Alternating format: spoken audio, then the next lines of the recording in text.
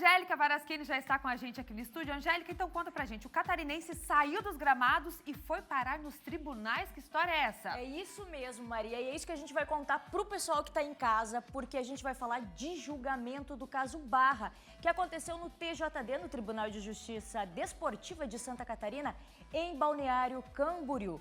O julgamento durou ali cerca de uma hora e meia, e por goleada de 6-1, ficou definido então pela continuidade do campeonato catarinense e, consequentemente, claro, pela não impugnação da partida entre Caravaggio e Barra pela última rodada da primeira fase do estadual. Essas imagens que vocês estão acompanhando aí na tela, o Barra acabou fazendo o gol no último minutinho do segundo tempo, o árbitro da partida validou o gol, terminou a partida e depois do jogo finalizado ainda em campo acabou anulando o gol do Barra. Gol que daria para o Barra a classificação para as quartas de final do Campeonato Catarinense, o que não aconteceu. Então é isso que o Barra foi pedir nos tribunais, mas os auditores julgaram que não houve erro de direito na arbitragem. O pescador se manifestou e disse que o caso deve seguir no STJD e vai tentar uma liminar para a paralisação do campeonato antes mesmo da final deste sábado entre Avaí e Chapecoense na ressacada.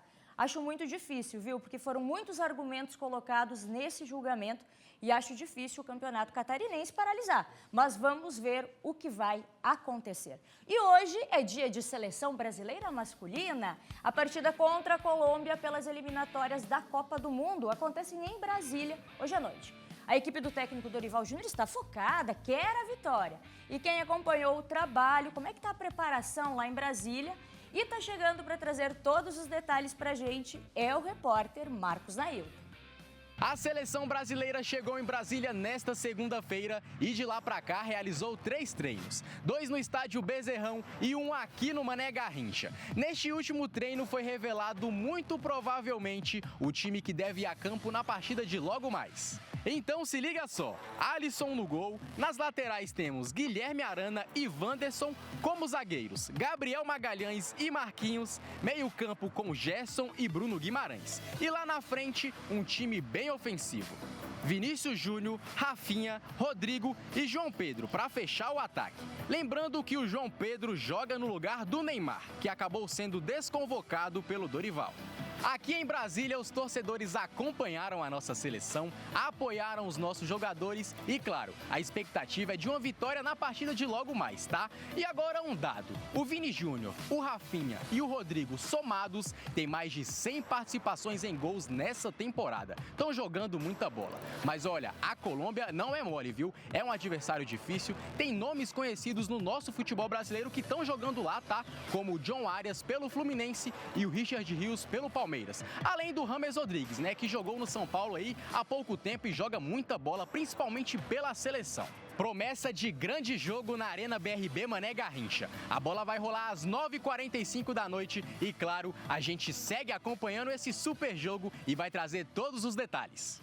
Claro, a gente vai seguir acompanhando e torcendo para a seleção brasileira, a seleção que veio de empate contra a Venezuela e Uruguai, e o Brasil ocupa o 5º lugar nas eliminatórias com 18 pontos de 36 disputados, um aproveitamento de 50%.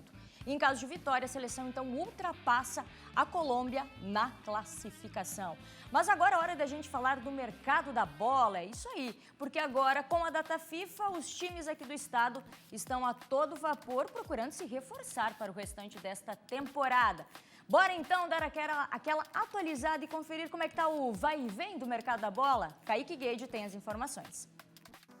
O Joinville anunciou a contratação do atacante Juliano, de 30 anos, com contrato definitivo até o final do Catarinense 2026. O jogador já defendeu as cores de Juventude, Hercílio Luz, Pelotas, Caxias, Brusque e recentemente estava na equipe do Barra.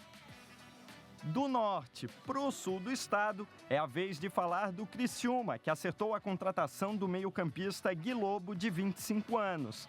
O jogador, que estava no Santa Catarina, foi a primeira venda do time de Rio do Sul. E também tem reforço chegando no Vale. O meio-campista Tomás Carvalho, de 23 anos, assinou com o Brusque até o final do Campeonato Brasileiro da Série C deste ano. Tomás é cria da base do Curitiba e seu último clube foi o São Joséense do Paraná. Já do outro lado da rodovia Antônio Raio, também tem cara nova. O Marcílio Dias anunciou o atacante Rogério Cena, de 23 anos, que estava atuando no Guarani de Bagé, do Rio Grande do Sul. Cena assinou com o Marinheiro até o final de 2025. E além das contratações dentro de campo, há também as fora das quatro linhas. E eu estou falando do Criciúma, que apresentou o novo executivo de futebol, Ítalo Rodrigues, e também o novo coordenador de futebol, o Hudson Santos. Tudo para buscar novamente aquilo que todo time quer, o acesso à Série A do Brasileiro. E questionado sobre os possíveis reforços, o Ítalo falou sobre o perfil da equipe que vem buscando o Criciúma. Quão comprometido esse elenco está, né?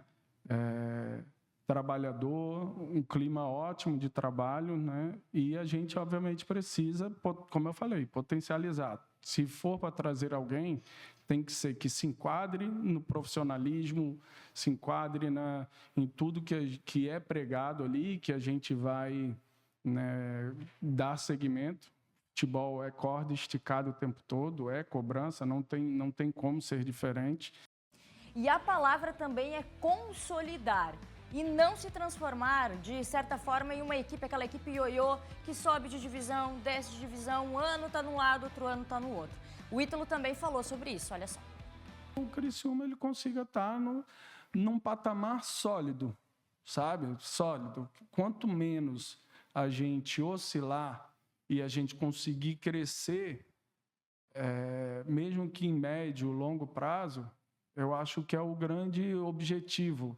Não adianta você conquista num ano e no outro ano você vai mal, no ano você vai bem, no outro ano você vai mal. A gente tem que buscar, obviamente, ascender de posição, ascender de divisão e de uma forma consolidada. E agora, então, é fazer um bom trabalho e entrar com todo o gás na Série B para voltar à elite do futebol brasileiro. E vamos para as quadras, falar de futsal, que está bombando lá em Lages? Pois é, nessa quarta-feira rolou um amistoso entre a Seleção Brasileira de Futsal Feminino e a Seleção Catarinense de Futsal. O jogo faz parte de toda a preparação da equipe da Seleção Brasileira, que vai agora disputar a Copa América. Quem ganhou e quanto é que foi esse placar? É a Suiane Dilis, que acompanhou tudo e traz os detalhes. Com a presença da torcida lagiana aqui no ginásio Jones Minosso, a partida entre a seleção brasileira e a seleção catarinense terminou em 5-1 para a seleção brasileira na noite dessa quarta-feira. O jogo foi movimentado e a Mandinha foi quem abriu o placar pela seleção brasileira. O segundo gol foi feito por Natalinha e terminou então o primeiro tempo em 2-0. Já no segundo tempo, Natalinha marcou mais um gol e as jogadoras Emily e Lucileia foi que fecharam então os 5 gols da seleção brasileira na partida. Índia foi quem fez o único gol da seleção catarinense. O time de Santa Catarina, que enfrentou a seleção brasileira, foi composto por atletas aqui de Lages, das Leoas da Serra, também de Brusque, do Barateio e também da Female de Chapecó. O amistoso de ontem fez parte dos 10 dias aí, então de preparação da equipe na Seleção Brasileira de Futsal Feminino, que aconteceu então aqui em Lages, em preparação para a Copa América. As meninas já embarcaram então hoje para a competição que começa no dia 22 de março, vai até o dia 30 e acontece em Sorocaba, São Paulo. A Comebol, que é a organizadora então da competição, que pela primeira vez na história garante vaga para a Copa do Mundo de Futsal Feminino, que deve acontecer ainda nesse ano na Filipinas. A expectativa é grande, já que no ano passado a seleção brasileira venceu o torneio derrotando a Argentina por 2-0 na final. A gente fica aqui na torcida, então, pelas meninas aí da seleção brasileira de futsal feminino para que conquistem aí um bom resultado e garantam vaga aí para a primeira, né, Copa do Mundo de Futsal Feminino da história. Volto com vocês. Verdade, Suiane. A gente vai ficar aqui na torcida pelas gurias que venha um resultado positivo. E pelo esporte hoje era isso, Maria. Muita coisa também e a gente vai trazendo ao longo da semana. Boa, Angélica. Obrigada por hoje. Valeu, até amanhã. Tchau, tchau. Até amanhã.